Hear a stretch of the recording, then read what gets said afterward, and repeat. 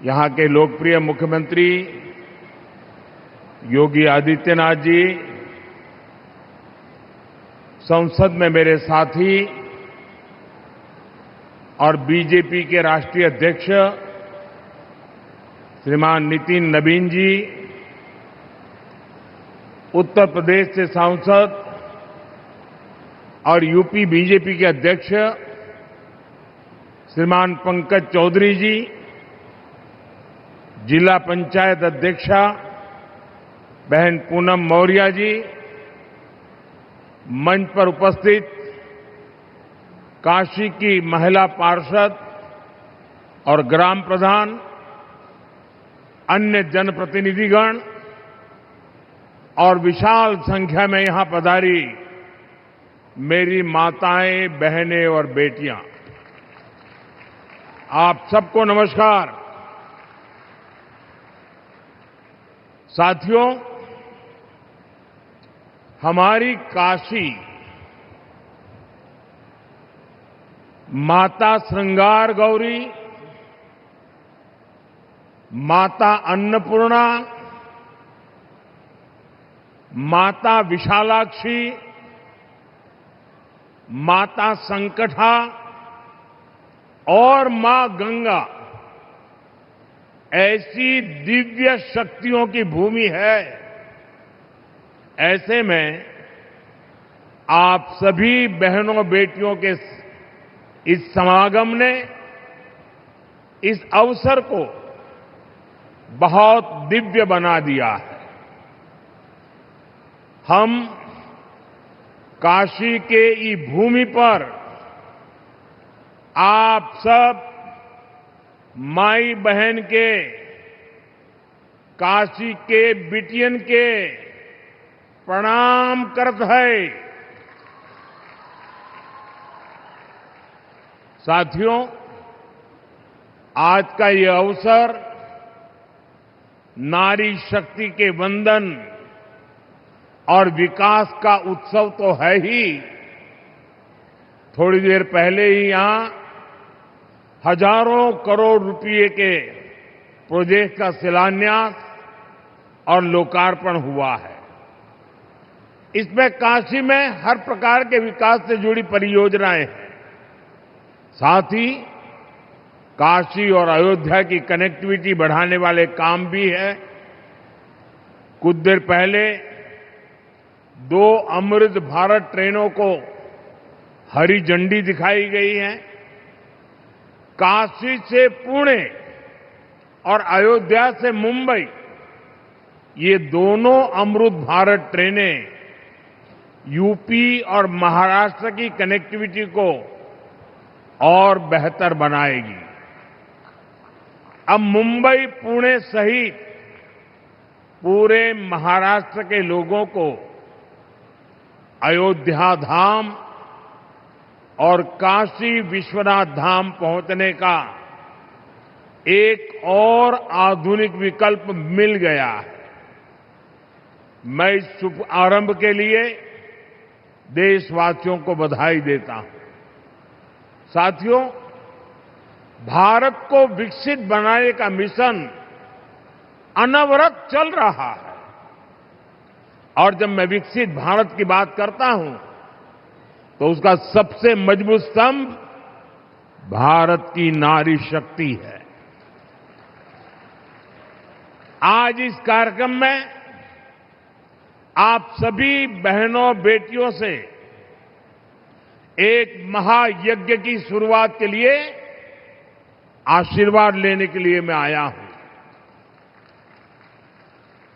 काशी के सांसद के तौर पर,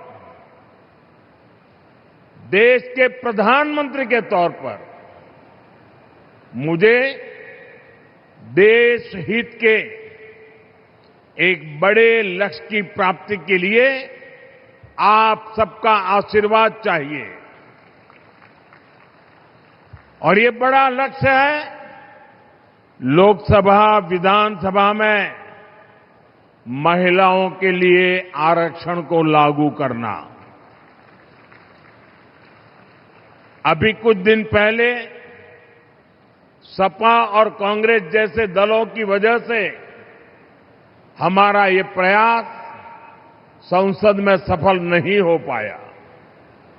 लेकिन मैं आप सभी बहनों को फिर से भरोसा देता हूं, आपके आरक्षण का हक लागू हो, इसमें कोई कोर कसर बाकी नहीं छोड़ूंगा। साथियों, घर में महिला के सशक्त होने से पूरे परिवार को ताकत मिलती है। इससे समाज मजबूत होता है, देश मजबूत होता है। अतीत में बहनों बेटियों को बहुत संघर्ष करना पड़ा है। काशी की आप बहनों ने भी कई तरह की मुश्किलें देखी हैं। आपने भी कितनी ही चुनौतियों का सामना किया है। बेटियों को अक्सर अनेक प्रकार के सवालों से गुजरना पड़ता था। तुम ये करके क्या करोगी? तुम्हें इसकी क्या जरूरत है? तू का करवू? तोहे का जरूरत है? तू चुप रह, ये काम तो से ना हो पाई।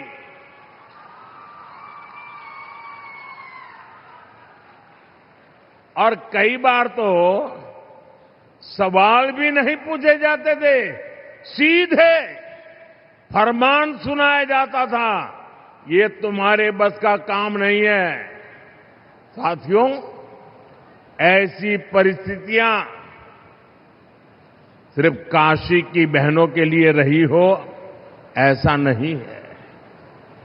देश की अधिकतर बहन बेटियों के ऐसे अनुभव रहे हैं और इसको सहज मान लिया जाता था।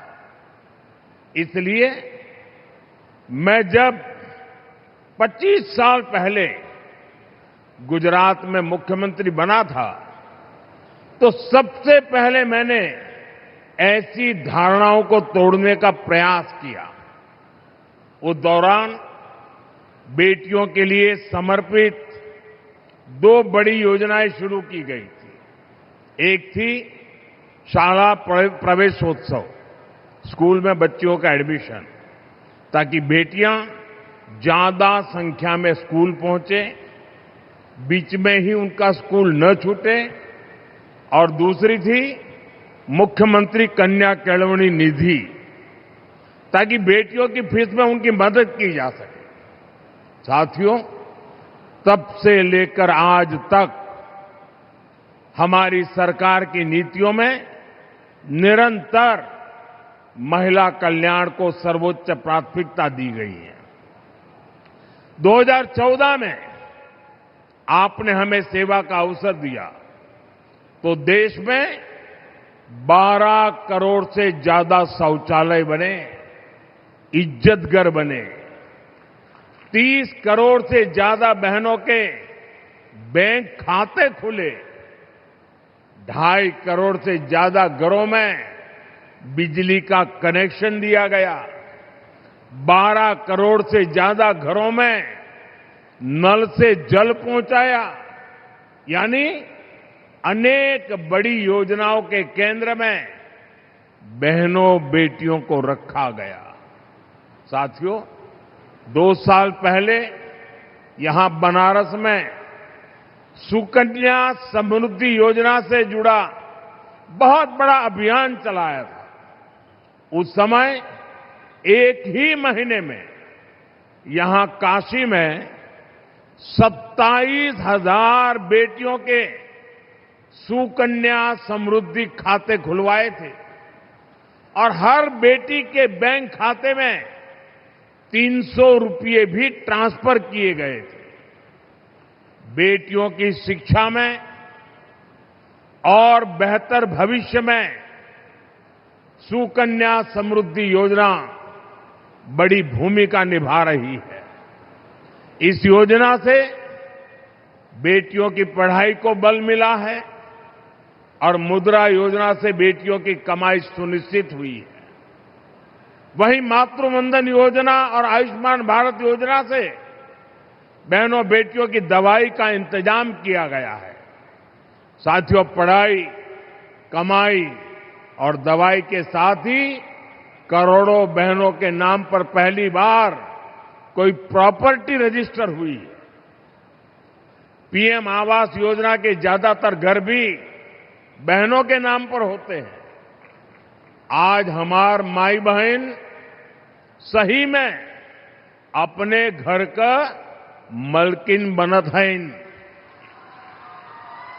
साथियों, हमारी सरकार का पूरा जोर बहनों की सुविधा और सुरक्षा पर रहा है। यही दो चीजें हैं जो सशक्तिकरण की नींव मजबूत करती है। आपने यहां यूपी में अपनी आंखों के सामने हालात बदलते देखे हैं। कुछ साल पहले तक जब यहां समाजवादी पार्टी की सरकार थी तो यूपी में बेटियों का घर से बाहर निकलना भी मुश्किल हो गया था। लेकिन अब बीजेपी सरकार में बेटियों के विरुद्ध गलत सोच रखने वाला अच्छे से जानता है कि उसका अंजाम क्या होगा। साथियों, भारतीय न्याय संहिता ने भी बहनों बेटियों को सुरक्षा का नया भरोसा दिया है। इसके तहत महिलाओं के विरुद्ध गंभीर अपराधों में तेजी से फैसले आने लगे हैं। इसी प्रकार महिला थानों और परामर्श केंद्रों का नेटवर्क भी निरंतर बढ़ रहा है। आज यहां भी एक महिला पुलिस चौकी और परामर्श केंद्र के भवन पर काम शुरू हुआ है। ऐसे कदम बेटियों को सुरक्षा की गारंटी देते हैं। साथियों, जब महिलाओं की आर्थिक शक्ति बढ़ती है तो घर में उनकी आवाज भी उतनी ही बुलंद हो जाती है। इसलिए सुविधा और सुरक्षा का विश्वास देने के साथ साथ हमने बहनों की आर्थिक भागीदारी बढ़ाने पर बल दिया है। बीते 11 वर्षों में देश की करीब 10 करोड़ बहनें सेल्फ हेल्प ग्रुप में जोड़ी गई है। काशी की भी 1.25 लाख बहनें ऐसे समूहों से जुड़ी है। इन समूहों को लाखों रुपए की मदद मिल रही है, जिससे बहनें अपना काम कर रही है। ऐसे ही प्रयासों से अब तक 3 करोड़ बहनें लखपति दीदी बन चुकी है। 3 करोड़ लखपति दीदी। और इसमें बनारस की भी हजारों बहनें शामिल है। साथियों, लखपति दीदी अभियान को गति देने में हमारे डेयरी सेक्टर की भी बड़ी भूमिका है। यहां बनास डेयरी से जुड़ी लाखों बहनें बहुत ही शानदार काम कर रही है। आज इन बहनों को बोनस के रूप में 106 करोड़ रुपए सीधे मिले हैं। मैं इन सभी बहनों को बहुत बहुत बधाई देता हूं। मैं काशी में डेयरी सेक्टर से जुड़ी महिलाओं से कहूंगा, अभी तक शुरुआत भइल हो। बनारस बड़ी, बनारस डेयरी बड़ी और ई बोनस भी बढ़त जाए। साथियों, बीजेपी एनडीए सरकार बहनों को आत्मनिर्भर भी बना रही है और विकसित भारत बनाने के लिए चल रहे अभियान का नेतृत्व भी दे रही है। डिजिटल पेमेंट्स को आगे बढ़ाने में हजारों बैंक सखियों की बड़ी भूमिका है। बीमा और इंश्योरेंस से जुड़े काम को बीमा सखियों का नेतृत्व मिल रहा है। प्राकृतिक खेती के काम को आगे बढ़ाने में कृषि सखियों की बड़ी भूमिका निभा रही है और खेती में जो ड्रोन क्रांति आ रही है उसका नेतृत्व भी हमारी नमो ड्रोन दीदियां ही कर रही है। बीते दशक में बेटियों के लिए थल सेना, नौसेना और वायुसेना में नए अवसर मिले हैं। पहली बार सैनिक स्कूलों और डिफेंस एकेडमी के दरवाजे भी बेटियों के लिए खोले गए हैं। यानी बीजेपी एनडीए सरकार का मतलब ही है नारी का सशक्तिकरण, नारी का उत्थान, नारी का जीवन आसान। साथियों, आज हर क्षेत्र में, हर मोर्चे पर भारत की बेटियां इतना शानदार काम कर रही हैं, तो स्वाभाविक है नीति निर्माण, राष्ट्र के भविष्य से जुड़े फैसलों में भी बहनों बेटियों की भूमिका और बढ़नी ही चाहिए। देश को आज इसकी बहुत जरूरत है। इसके लिए भी ईमानदारी से काम किया जा रहा है। देश की नई संसद बनाने के पीछे भी बहनों की भागीदारी का विचार एक बड़ा कारण था। नई संसद बनी तो पहला काम हमने महिलाओं को 33% आरक्षण देने का ही किया। 40 साल से बहनों का ये अधिकार अटका और लटका हुआ था। इसलिए हमने साल 2023 में संसद में नारी शक्ति वंदन अधिनियम पारित करवाया। साथियों, कानून बनने के बाद उसे लागू किया जाना जरूरी होता है। अब ये जरूरी है ये कानून जल्द से जल्द लागू हो। इसलिए पिछले दिनों संसद में इसको लेकर चर्चा रखी गई थी। संविधान में संशोधन के लिए हम कानून लाए थे। ये संशोधन ऐसा था जिसके बाद ज्यादा संख्या में बहनें विधानसभा और संसद में पहुंच पाती। लेकिन साथियों, कांग्रेस, समाजवादी पार्टी, टीएमसी और डीएमके जैसी पार्टियों ने एक बार फिर देश की महिलाओं को धोखा दिया। ऐसे दलों ने 40 साल से महिला आरक्षण पर ब्रेक लगाया हुआ था। अब समाजवादी पार्टी ने फिर से इसे लाल झंडी दिखा दी है। साथियों, असली बात यह है कि ये सारे परिवारवादी और तुष्टीकरण में डूबे दल नारी शक्ति से डरे हुए हैं। आप सभी से डरे हुए हैं। ये परिवारवादी दल देश की उन बेटियों को विधानसभा और संसद नहीं आने देना चाहते, जो कॉलेज कैंपस से लेकर पंचायतों, स्थानीय निकायों तक हर जगह अपने दम पर नेतृत्व दे रही है। ये जानते हैं कि अगर धरातल पर काम करने वाली बेटियां ऊपर आ गई तो इनका नियंत्रण खत्म हो जाएगा, इनकी सत्ता पर सवाल खड़े हो जाएंगे। इसलिए ही जो परिवारवादी दल है ये संसद में हुए विरोध में सबसे आगे रहे हैं। साथियों, मुझे संतोष है कि देश की बहनें बेटियां इनकी इस कुटिल मंशा को पहचान गई है। आप देख रहे हैं असम, केरलम, पुडुचेरी, बंगाल और तमिलनाडु में बहनों ने रिकॉर्ड मतदान किया है। महिला आरक्षण विरोधी दलों को अंदाजा नहीं है कि बहनों का ये वोट महिला विरोधी इन दलों को सजा देने के लिए हुआ है। साथियों, बीजेपी एनडीए सरकार का एक ही मंत्र है, नागरिक देवो भव। देश के नागरिकों की पढ़ाई, कमाई, दवाई, सिंचाई और सुनवाई ये हमारी प्राथमिकता है। इसी भाव के साथ आज यहां काशी के विकास को भी विस्तार दिया गया है। गंगा जी पर सिग्नेचर ब्रिज बनने से पूर्वांचल की कनेक्टिविटी और सशक्त होगी। साथियों, बीते एक दशक में काशी उत्तर और पूर्वी भारत का एक बड़ा आरोग्य हब बनकर उभरा है। 500 बेड का मल्टी सुपर स्पेशलिटी अस्पताल काशी के हेल्थ केयर इकोसिस्टम को और मजबूत करेगा। इसके अलावा 100 बेड के क्रिटिकल केयर ब्लॉक का भी शिलान्यास किया गया। इससे गंभीर बीमारियों के इलाज के लिए एक बहुत बड़ी सुविधा काशी में जुड़ेगी। साथियों, गंगा जी की साफ सफाई हो, घाटों के विकास से जुड़ा काम हो, या शासन प्रशासन से जुड़े भवनों का निर्माण हो, हर हुआ और भवानीपुर में किसानों के लिए भंडारण सुविधाएं हो, वृद्धाश्रम हो, महिला छात्रावास हो, ये सब काशी के संवेदनशील विकास का ही प्रमाण है। इन कार्यों से बनारस के लोगों को ही सबसे ज्यादा फायदा हो रहा है।